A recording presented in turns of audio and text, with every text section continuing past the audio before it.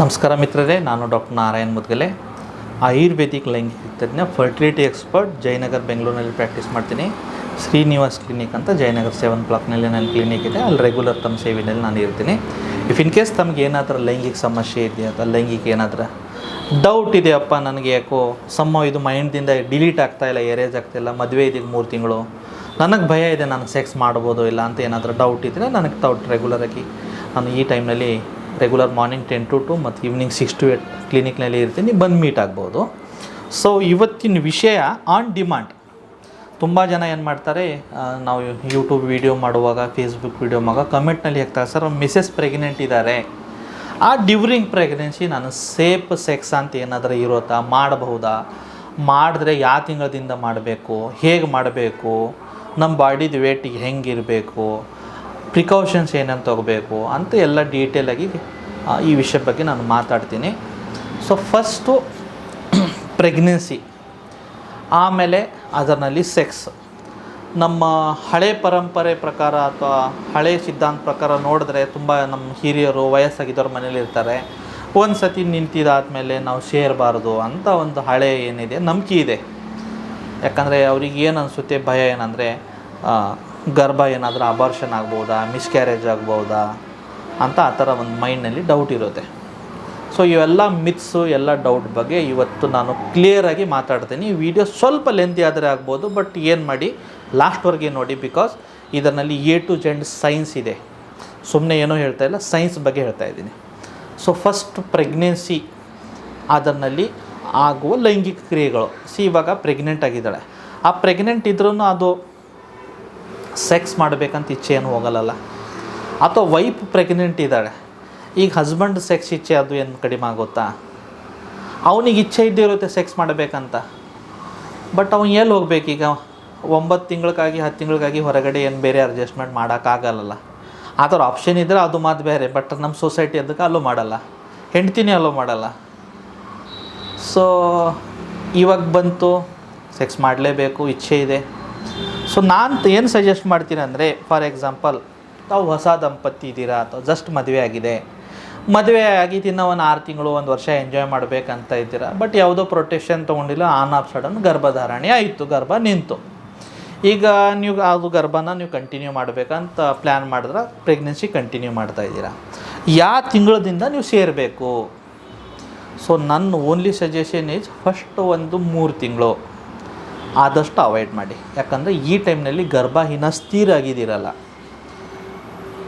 ಇದು ಏನಿರುತ್ತೆ ಅಂದರೆ, ವೀರ್ಯ ಹೊರಗಡೆ ಪೆನಿಸ್ದಿಂದ ಎಜಾಕ್ಯುಲೇಟ್ ಆದಮೇಲೆ ಯೋನಿ ಒಳಗಡೆ ಹೋದ್ಮೇಲೆ 2 ಫ್ಯಾಲೋಪಿಯನ್ ಟ್ಯೂಬ್ ಇರುತ್ತೆ ಫೀಮೇಲ್ ಬಾಡಿನಲ್ಲಿ, ರೈಟ್ ಫ್ಯಾಲೋಪಿಯನ್ ಟ್ಯೂಬ್ ಮತ್ತು ಲೆಫ್ಟ್ ಫ್ಯಾಲೋಪಿಯನ್ ಟ್ಯೂಬ್. ಈ ಎರಡರಲ್ಲಿ ಯಾವುದೋ ಒಂದು ಟ್ಯೂಬ್ನಲ್ಲಿ ಏನಾಗುತ್ತೆ, ಅಲ್ಲಿ ಝೈಗೋಟ್ ಫಾರ್ಮೇಷನ್ ಆಗುತ್ತೆ ಅಥವಾ ಎಂಬ್ರಿಯೋ ಆಗಿದಿರುತ್ತೆ.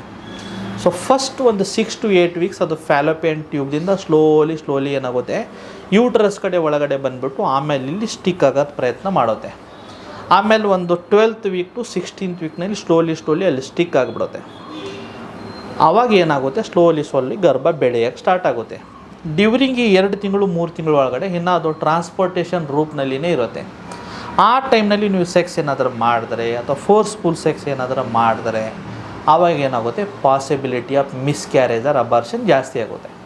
ಅದಕ್ಕೆ ಹೇಳ್ತಾರಲ್ಲ, ಪ್ರೆಗ್ನೆನ್ಸಿನಲ್ಲಿ ಫಸ್ಟ್ 1-2 ತಿಂಗಳು ಟ್ರಾವೆಲ್ ಮಾಡಬೇಡಿ, ಭಾರ ಎತ್ತಬೇಡಿ, ಸ್ಟೆಪ್ಸ್ ಜಾಸ್ತಿ ಹತ್ತೋದು ಇಳಿಯೋದು ಮಾಡಬೇಡಿ, ತುಂಬ ಜಾಸ್ತಿ ತೂಕ ಇದ್ದಿದ್ದು ಆ ಥರ ಎಲ್ಲ ಎತ್ತಕ್ಕೆ ಹೋಗಬೇಡಿ ಅಂತ. ಯಾಕೆ ಉದ್ದೇಶ ಅಂದರೆ ಗರ್ಭ ಸ್ಥಿರ ಇಲ್ಲ ಇಲ್ಲಿ. ಸೊ ಫಸ್ಟ್ 1-3 ಮಂತ್ಸ್ ಹೋಯಿತು, ಡಿಲೀಟು, ಓಕೆ. ಇವಾಗ 3 ತಿಂಗಳಾದಮೇಲೆ ಗಂಡ ಹೆಂಡತಿ ಸೇರ್ಬೋದು. ಬಟ್ ಇದರಲ್ಲಿ ಏನು ತಾವು 3-4 ಪಾಯಿಂಟ್ ಹೇಳ್ತೀನಿ.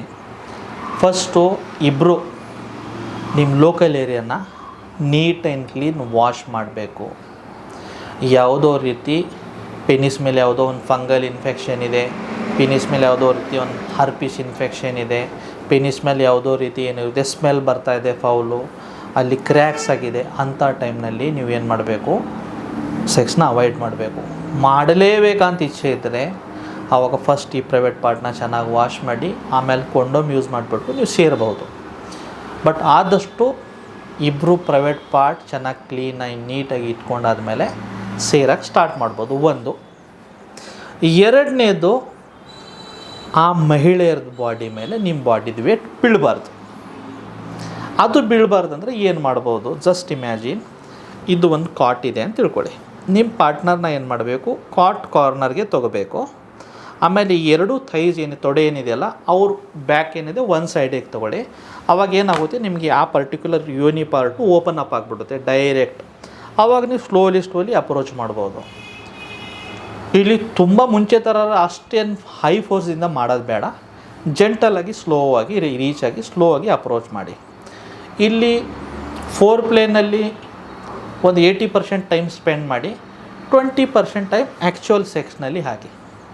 ಸೊ ಅದು ಕಿಸ್ಸಿಂಗ್ ಇರ್ಬೋದು, ಹಗಿಂಗ್ ಇರ್ಬೋದು, ಒಬ್ಬರೊಬ್ಬರು ಪಾರ್ಟ್ಗೆ ಟಚ್ ಮಾಡೋದಿರ್ಬೋದು, ಈ ಥರ ಮಾಡ್ಬೋದು. ಬಟ್ ಯಾವುದೋ ಕಾರಣಕ್ಕೆ ಫೋರ್ಸ್ಫುಲ್ ಸೆಕ್ಸ್ ಆಗಬಾರ್ದು, ಅವ್ರ ಹೊಟ್ಟೆ ಮೇಲೆ ವೇಟ್ ಬೀಳಬಾರ್ದು. ಅದರದ್ದು ನೀವು ಸ್ವಲ್ಪ ಎಕ್ಸ್ಟ್ರಾ ಕೇರ್ ತೊಗೋಬೇಕು. 3 ಮಂತ್ಸ್ದಿಂದ ಆಲ್ಮೋಸ್ಟ್ ಡಿಲಿವರಿ ಇನ್ನೂ ಒಂದು 8 ದಿನ ಇದೆ ಅಂದರೆ ಆವರೆಗೆ ಕೂಡ ತಾವು ಸೇರ್ಬೋದು. ಓನ್ಲಿ ತಾವು ರೆಗ್ಯುಲರಾಗಿ ಡಾಕ್ಟರ್ ಹತ್ರ ಮೀಟ್ ಆಗ್ತಾ ಹೋಗಿದಾಗ ಡಾಕ್ಟರ್ ಏನು ಮಾಡ್ತಾರೆ, 2-3 ಪಾಯಿಂಟ್ ಹೇಳ್ತಾರೆ. ಒಂದು, 8ನೇ ಅಥವಾ 9ನೇ ತಿಂಗಳು ಆದಮೇಲೆ ಸ್ಕ್ಯಾನ್ ಮಾಡಿದಾಗ ಸ್ವಲ್ಪ ನೀರು ಮಗುದ ಸರೌಂಡಿಂಗ್ ಏನಿದೆಯಲ್ಲ ಅದು ಕಡಿಮೆ ಬರ್ತಾ ಇದೆ ಅಥವಾ ಕಡಿಮೆ ಕಾಣಿಸ್ತಾ ಇದೆ ಅಂತ ಏನಾದರೂ ಹೇಳಿದ್ರೆ ಆ ಟೈಮ್ನಲ್ಲಿ ಸೇರೋದು ಬೇಡ. ಬಿಕಾಸ್ ಸಮ್ ಟೈಮ್ ಏನಾಗುತ್ತೆ, ನೀವು ಸೇರುವಾಗ there is a possibility amniotic sac ಕೆಳಗಡೆ ಬಂದಿದಿರುತ್ತೆ.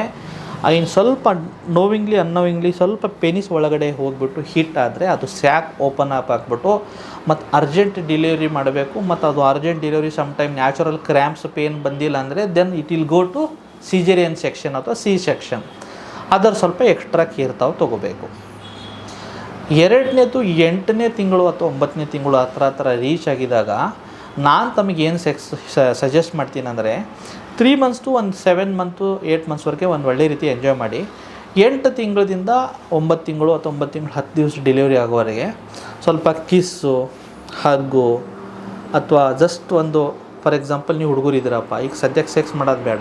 If in case wife's is willing for oral sex, ಆಕೆ ಹತ್ರ ನೀವು ಓರಲ್ ಸೆಕ್ಸ್ ಮಾಡ್ಕೊಳ್ಳಿ, ನಿಮ್ಮ ಸ್ಟಿಮ್ಯುಲೇಷನ್ನ ಕಂಟ್ರೋಲ್ ಮಾಡ್ಕೊಳ್ಳಿ. ಬಟ್ ಯಾವುದೋ ಕಾರಣಕ್ಕೆ ಯೂನಿಯನಲ್ಲಿ ಫೋರ್ಸ್ಫುಲ್ ಸೆಕ್ಸ್ ಮಾಡೋಕ್ಕೆ ಹೋಗಬೇಡಿ.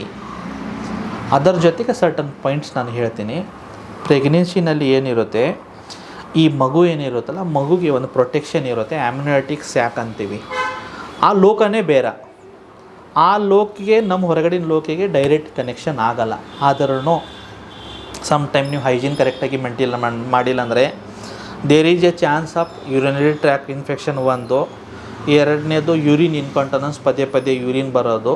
3ನೇದು ಲೋಕಲ್ ಏರಿಯಾನಲ್ಲಿ ಇನ್ಫೆಕ್ಷನ್ ಆಗ್ಬೋದು, ಯೂರೆಥ್ರನಲ್ಲಿ ಇನ್ಫೆಕ್ಷನ್ ಆಗೋದಿರ್ಬೋದು, ಅಥವಾ ವೆಜೆನಾನಲ್ಲಿ ಇನ್ಫೆಕ್ಷನ್ ಆಗ್ಬೋದು, ಸರ್ವಿಕ್ಸ್ನಲ್ಲಿ ಇನ್ಫೆಕ್ಷನ್ ಆಗೋದಿರ್ಬೋದು. ಅದು ಪಾಸಿಬಿಲಿಟಿ ಇರುತ್ತೆ. ಸೊ ಪ್ರೆಗ್ನೆನ್ಸಿನಲ್ಲಿ safe time for sex is 3rd ಮಂತ್ದು 7 ಮಂತ್ ಅಥವಾ 8 ಮಂತ್ವರೆಗೆ. ಫಸ್ಟ್ 3 ಮಂತ್ಸ್ ಬೇಡ, ಲಾಸ್ಟ್ 1.5 ತಿಂಗಳು ಬೇಡ. ಈ ಟೈಮ್ನಲ್ಲಿ ನೀವು ಓರಲ್ ಸೆಕ್ಸು, ಒಬ್ಬರು ಪ್ರೈವೇಟ್ ಪಾರ್ಟ್ನರ್ ಟಚ್ ಮಾಡೋದು, ರಬ್ ಮಾಡೋದು, ಹಗ್ ಮಾಡೋದು, ಕಿಸ್ ಮಾಡೋದು, ಇವೆಲ್ಲ ಕ್ರಿಯೆ ಮಾಡಬಹುದು. ಇಷ್ಟು ಮಾಡಿಬಿಟ್ಟು ಪ್ರೆಗ್ನೆನ್ಸಿನಲ್ಲಿ ಒಂದು ಒಳ್ಳೆ ರೀತಿ ಒಂದು 6 ಮಂತ್ ನೀವು ಆರಾಮಾಗಿ ಸಣ್ಣ ಪುಟ್ಟ ರೀತಿಯಿಂದ ನಿಮ್ಮ ಸೆಕ್ಸುವಲ್ ಅರ್ಜ್ ಏನಿದೆ ಅದನ್ನು ಸ್ಯಾಟಿಸ್ಫೈ ಮಾಡ್ಬೋದು. ಈ ಥರ ಮತ್ತೆ ತಿರ್ಗಿ ಯಾವುದೋ ಇಂಟ್ರೆಸ್ಟಿಂಗ್ ವಿಷಯ ಅಥವಾ ಇಂಟ್ರೆಸ್ಟಿಂಗ್ ಟಾಪಿಕ್ ಬಗ್ಗೆ ತಮಗೆ ತಿಳ್ಕೊಬೇಕಂದ್ರೆ ಕಮೆಂಟ್ ಮಾಡಿ. ಬರುವ ದಿನಗಳಲ್ಲಿ ಆ ಪರ್ಟಿಕ್ಯುಲರ್ ವಿಷಯ ಬಗ್ಗೆ ನಾನು ಮಾತಾಡ್ತೀನಿ. ನಾನು ಆಯುರ್ವೇದಿಕ್ ಲೈಂಗಿಕ ತಜ್ಞ, ಜಯನಗರ್ ಬೆಂಗಳೂರಿನಲ್ಲಿ ಪ್ರಾಕ್ಟೀಸ್ ಮಾಡ್ತೀನಿ. ತಮಗೆ ಏನಾದರೂ ಸೆಕ್ಸ್ ರಿಲೇಟೆಡ್ ಸಮಸ್ಯೆ ಇದೆ, ಅದು ಉದ್ರೇಕದ ಸಮಸ್ಯೆ ಇರ್ಬೋದು, ಸ್ಖಲನ ಬೇಗ ಆಗ್ತಾಯಿದೆ, ಸರ್ ನನ್ನ ಪೆನಿಸ್ ಸೈಜ್ ಚಿಕ್ಕದಿದೆ ಅಂತ ಅನಿಸ್ತಾ ಇದೆ, ನನ್ನ ಪೆನಿಸ್ ಪ್ರೈವೇಟ್ ಪಾರ್ಟ್ ಮೇಲೆ ಇನ್ಫೆಕ್ಷನ್ ಆಗಿದೆ, ನನಗೆ ಹಸ್ಬೆಂಡ್ ವೈಫ್ ಒಳಗಡೆ ಸ್ವಲ್ಪ ರಿಲೇಷನ್ಶಿಪ್ ಇಶ್ಯೂ ಇದೆ, ಅಂಡರ್ಸ್ಟ್ಯಾಂಡಿಂಗ್ ಕಡಿಮೆ ಇದೆ, ನಂದು ಆಕಿಂದ ಕಲಿತಾ ಇಲ್ಲ ಅಂದರೆ ಡೈರೆಕ್ಟಾಗಿ ನನಗೆ ಮೀಟ್ ಆಗ್ಬೋದು. ನಿಮ್ಮೆಲ್ಲ ಏನು ಪ್ರಾಬ್ಲಮ್ ಇದೆಯೋ ಅದನ್ನು ನಾನು ಅಡ್ರೆಸ್ ಮಾಡ್ತೀನಿ. ಧನ್ಯವಾದ.